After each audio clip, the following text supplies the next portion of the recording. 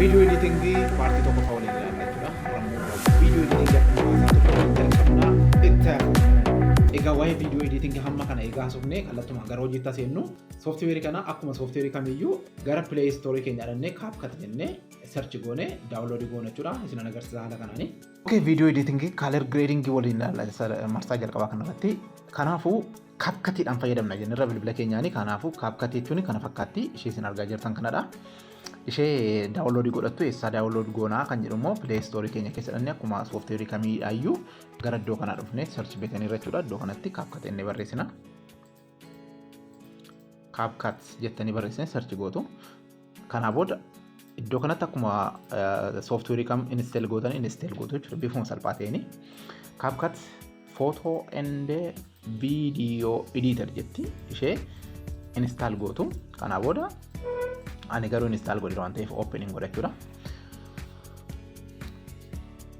Open gaafa gootanii softwareechiin haala kanaan banamte jechuudha. Gararraa window lama qabdi. Windown tokko kan viidiyooti, tokko immoo kan fotooti jechuudha. Fotollee edit gochuu danda'a jechuudha. So new video kan jettu kana click gooneeti viidiyoo haaraa generate goonaa jechuudha.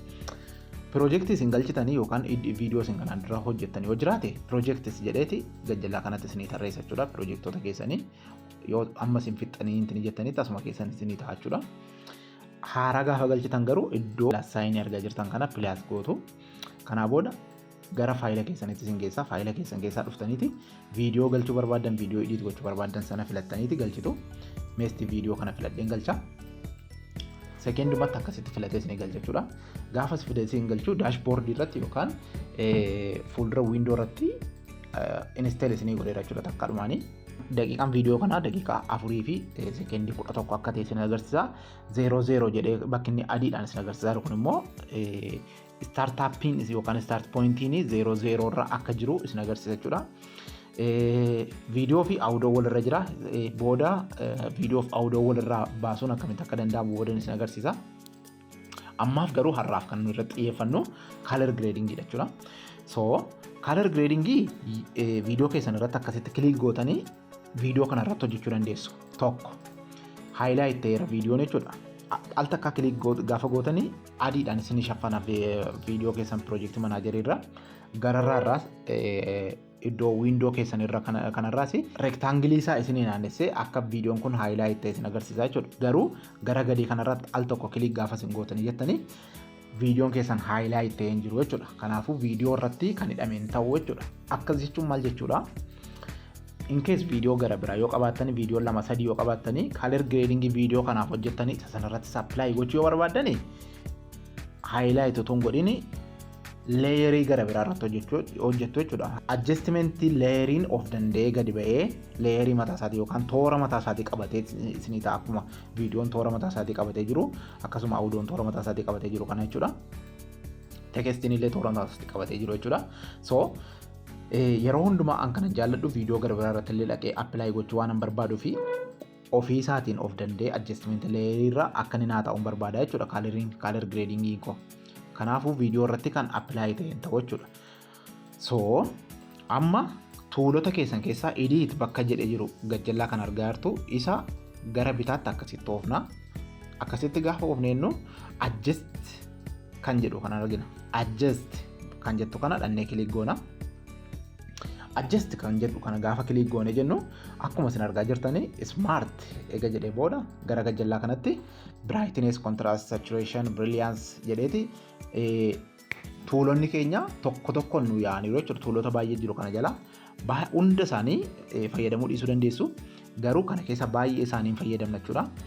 Amma viidiyoo amma argaa jirru yookaan fuula namicha argaa jirru kana fuula koo kana maal goona seetanii hin bareechina qibaatii dibnaa jechuudha. Bakka hin bareechina jechuudha. Waan nuyi har'a hojjennu color grading jechuun fuula bareechuu jechuudha. Bakka already waan biraan hin jiru yoo isin argitanii jettanii viidiyoon kun baay'ee viidiyoo nama harkisu miti. Fuulli isaa hojjetamuutu irra jira, sirreeffatu irra jira jechuudha.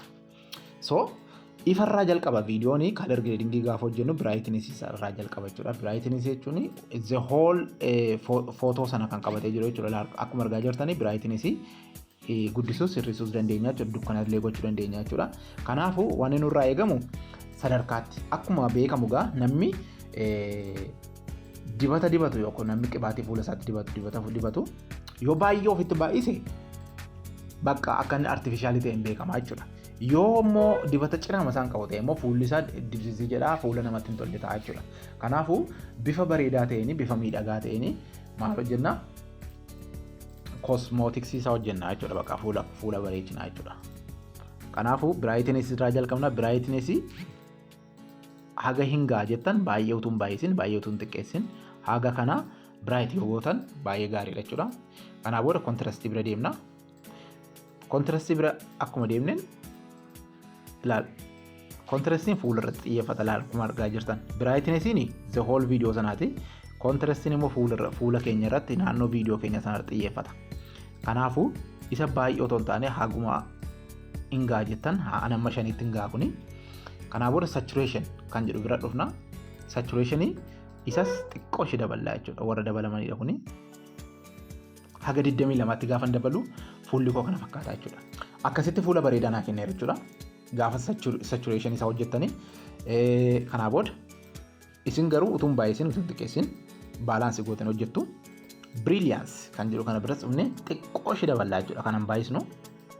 Brilliance ilaalaa deemtu. Bakka kun iyyutti baay'ata. Afuriin godha. Sharpen kun brilliance fi sharpeniin fuula irratti baay'ee dipendi waan ta'uuf more akka inni artifishaalii nu jalaan goone yookaan immoo baay'ee namaa kosmootiksiidhaan of jijjiiree akka hin goone xiqqoo ishee daballaaf jechuudha. Persentii 3 irra yoo geenye gaa kuni clarity face clarity dha kuni qulqullina fuulaa jechuudha. Akkuma argaa jirtan ilaal waan inni godhu jechuudha. Yoo isin dhibba gootan waan inni godhu garmalee makeessa ba'aa godha. Kanaafuu agachaa yoon irra kaa'ee gaariidha jechuudha. HLS kan jettu sana gaafa kilii gootan jettani hue saturation lightness jechuudha kuni. HLS jechuun hue jechuun kaaleroota lamaan kana gidduu kan jiru baalaansi kan ta'e jechuudha. Fakkeenyaaf qoma koorraa barreeffama diimaa sana argaa jirtu miti. Barreeffamni diimaan sun amma yoon gara kanatti as bute ilaal waa inni fakkaatu.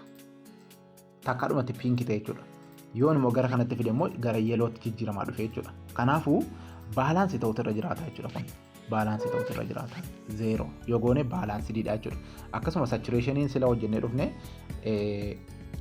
yoo amma daballee sirrifnes isa silaa san irraa kaasa wanta ta'eef hue asumatti dhuftanii saturationii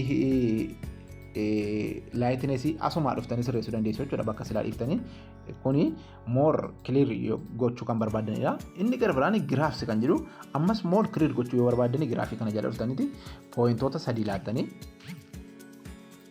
pooyintii 3 4 laattaniiti akka barbaadanitti adjust gochuu dandeessu. Ol fuutanii gad fuutanii laakuna akkuma isin gootan kana karaa barbaadanii irra babbaaftanii sirreessuu dandeessu jechuudha. Ala akkasitti effektii barbaadan hojjechuu dandeessu waan isin dhufu. Effektii barbaadan hojjechuu dandeessu. Effektii barbaadan hojjechuu dandeessu kanarratti. Ila waan inni godhu jechuudha viidiyoo.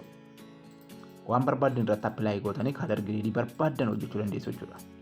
Fakkeenyaaf viidiyoo qulqullina qofa hojjennu otoo hin taane animeeshinii garaagaraa hojjechuu barbaannennaan asii dhuftanii waan barbaadan hojjechuu dandeessu. Kanaa booda ani kana baakiin godha. Baakii godheera jechuudha. Kanaa booda haayilaayiti sila ilaalleerra wanta ta'eef haayilaayiti duuba viidiyoo kanaati. Kaalarii feesii keessanillee waan inni godhu jechuudha. Kun 0dha. Shaadoo fakkeenyaaf bakka gugurraacha jiru kana baay'ee ol kaasuu yoo barbaadan ilaal. Shaadoo yoo dabaltani shaadoo yookaan gaaddidduu jechuudha kuni. Gaaddidduu isin jala jiru hunda ishee balleesse 0 godha. Yoo gadi buustan immoo ilaala. Bakki gurraacha ta'e hundumtuu golaa hidhee akka inni gurraacha godha jechuudha shaadoon. Fakkeenyaaf rifeensa mataa keenya gurraachessuu barbaanna, areeda keenya gurraachessuu barbaanna. Shaadoo kana irrisneeti akka inni moor xiqquma ishee nama harkisu goona jechuudha. Ani garuu kana persentii 4 nan gadi buusa. Persentii 4 yoo shaadoo kana bareechee naa ta'a jechuudha. Waayitiin kuni more dabalatumadha jechuudha kuni. Ilaal waayitii adiin baay'ee akka inni waxaa'ee godha jechuudha waan adiin. Ani garuu backgroundiin koo iddoo kun yoo argitanitti ta'e waan ani uffadhee jiru waayitiidha, baakgiraawundiin isaa waayitiidha. Yoo waayitii kana dabalee baay'ee masokkaa jechuudha. Kanaafuu laakkeetti yoo gadi buusta wal qabatee masokkaa jechuudha. Kanaafuu in case isin dukkana keessa teessanii uffata adii uffattanii jirtu ta'e uffanni adiin suni waxaa hidhe akka inni mul'atu yoo barbaaddani waayitii kanarratti appilaayi gootanii akka inni baay'ee keessaa argamu gochuu dandeessu jechuudha. Kanaaf booda bilaak kan jedhu kana keessa seennee ilaallu. Bilaak bakki jedhu kuni akkuma sila isiniin jedhe yeroo dabalaa deemtan bilaakii gurraacha bal'eessaa deemas keessaa. Yeroo gadi hir'isaa deemtan immoo laal gurraacha akka inni appilaayi godhee isinii fiduu jechuudha. Effektii bareedaa tokko hojjechuu yoo barbaaddani fayyadamuu dandeessu jechuudha. Viidiyoo kanaaf garuu ani noormaaliin barbaada wanta ta'eef xiqqooma ishee ilaalaa amma kanatti baay'ee bareedaa ilaalaa viidiyoon kun. Bakki areeda kooti bakki rifeensa kooti bilaak ta'eera jechuudha. Wanni irra taawwan bariin koo sun bilaakiidha wanta ta'eef baay'ee argameera jechuudha. Teempii bira deemna. Teempii bira gaafa deemnu ilaalaa. Gaafa dabaltanii viidiyoo kana guutummaa guutuutti gara bicaatti deebisaa deema. Kaalarii bicaatti oofaa deema. Gaafa hirriftanoo adiitti deemaa deema. Maa jechuudha kun? Tempereecheraa jechuudha. Gaafa gadi buuftanii ganna godha. Gaafa ol kaaftanii immoo boona godha jechuudha. Waan isin viidiyoo bakkeetti waraabame yookaan marga keessatti waraabame baay'ee ganna gochuudhaaf yoo barbaadan gadi buuftu. Boona gochuu barbaadan immoo ol kaastu jechuudha. Kun baay'ee waan baay'ee miidhagaadha. Kanaaf booda ani garuu mana keessa jira wanta ta'eef tempereechera baalaansiin godha zeeroon godha jechuudha. Hiiu kan jedhu sila laalleerra ammas asirraa appilaayi gochuu dandeenya. Kun akkuma argaa jirtanii fuula keessan duwwaarra xiyyeeffattanii hiiu kana ol kaasuu dandeessu, gadi buusuu dandeessu. Sila laalleerra wanta ta'eef bicaa fi yookaan yeeloo fi piinkii jechuudha. Feedi gochuudhaaf immoo viidiyoo keessan feedi gochuu dandeessu jechuudha. Effektii dibsisi kan jedhee jechuudha. Feedi jechuun maal jechuudha afaan oromootiin daalacha jechuudha. Kan feedii godhe yeroo jedhamu maal jechuudha. Daalacha jechuudhani. Akkasumatti fakkaata. Okay, eeshi vigneet kilik gootanii ilaalaa. Baakgiraawundii keessan cuftanii isin qofta argamu yoo barbaaddani bakki isin haasoftan duwwaan argamu yoo jettan ishee kana appilaayi gootu jechuudha. Idiitingiin kun waanuma guddaa qaba baay'isee dhugaa dubbachuudhaaf. Maaskii isinii godhaa jechuudha bakka maaskiidha kun. Argitanii? Anama maaskii bareedaa tokko hojjedheera. Isin agarsiisuuf waanta ta'eef jechuudha. Gireen kan jedhu kana yoo hidhattanii baakgiraawundii waan inni godhe. Gireen jechuun bakka baakgiraawundii sana ashawaa girifii godhe jechuudha. Fuulli koo dabalatee illee hundumti ashawaa girifii fakkeesseera jechuudha. Ilaal idiitingiin amma kana jijjiirraa argitanii. Kun hundumtuu kaalar gireedingii jedhama jechuudha.